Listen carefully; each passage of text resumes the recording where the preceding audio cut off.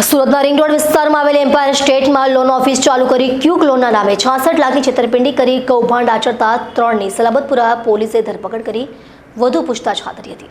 Surat ring road ખાતે આવેલા umpire state બિલ્ડિંગમાં royal financial service, money solution તથા ક્વિક લોન સર્વિસના સંચાલક દ્વારા 41 જેટલા જરૂરિયાતમંદ લોકોને લાલચ આપી કન્ઝ્યુમર લોન અપાવવાના બહાને તેમના નામે રૂપિયા 66 લાખની લોન લઈ ઓફિસને તાળા મારી રફુચક્કર થઈ જતા લોકો દોડતા થઈ ગયા હતા। ठग टोळकी 41 लोगों साथे छेतरपिंडी करी फरार थई जता मामलो पोलीसमां पहोंच्यो હતો। સલાબતપુરા પોલીસે અંગે છેતરપિંડીનો ગુનો નોંધી ઠગ ટોળકીના 3 સભ્યોની ધરપકડ કરી વધુ પૂછતાછ હાથ ધરી છે। સલાબતપુરા પોલીસ સ્ટેશન ખાતે એક ગુનો નોંધવામાં આવ્યો છે।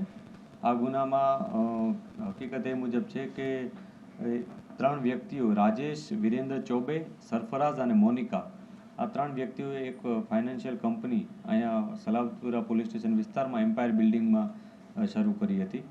આ તેઓ ફાઇનાન્શિયલ સોલ્યુશન્સ એ નામની ચલાવતા હતા, રોયલ ફાઇનાન્શિયલ સોલ્યુશન્સ, જેમાં એ લોકો જુદા જુદા ગ્રાહકને લોન અપાવતા હતા।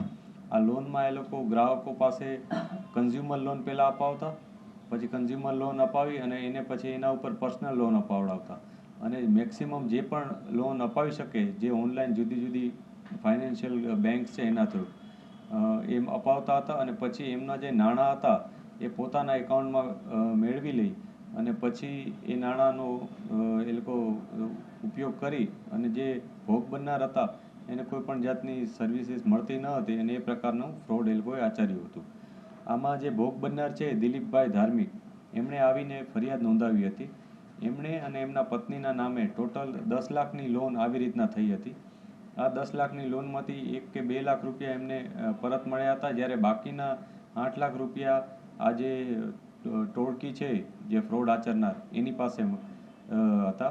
આ ઉપરાંત આ લોકોએ આવા જુદા જુદા 40 જેટલા લોકોને આવી રીતના ટાર્ગેટ કર્યા છે અને લગભગ 66 થી 67 લાખની એમાઉન્ટ આવી રીતના ફ્રોડ કરી અને મેળવી લીધેલ છે। આમાં એ લોકો એક વિશેષ પ્રકારની એમો વાપરતા હતા કે જેમાં પેમ્ફલેટ એ લોકો વેચતા હતા। પેમ્ફલેટમાં એ લોકો પોતાની જે સર્વિસીસ છે એનો ઉલ્લેખ કરી અને લોકોને પોતા સુધી પહોંચાડતા હતા। એના સુધી જે લોકો પહોંચે એ લોકોને એ લોકો જે વરાછામાં એક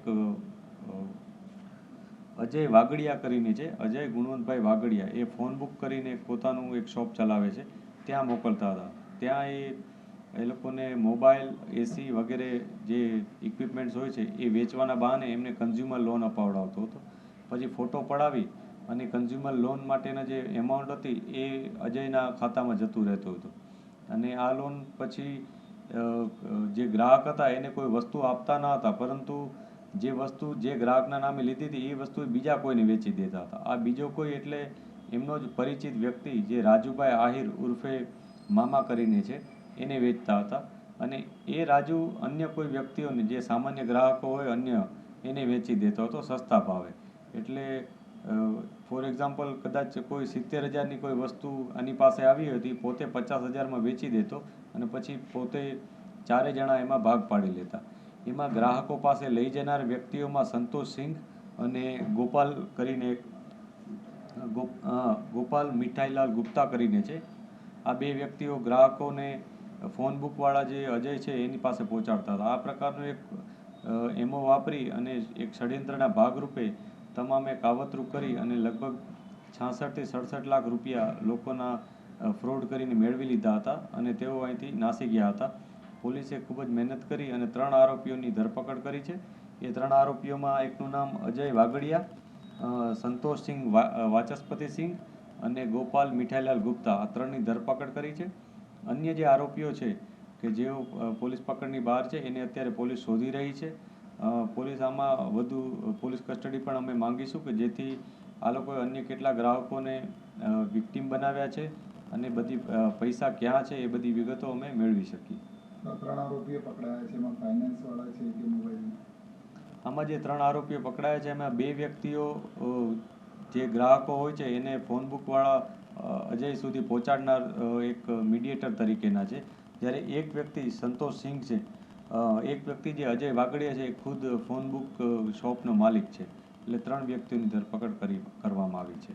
અન્ય જે પકડવાના બાકી છે એમાં રાજીવ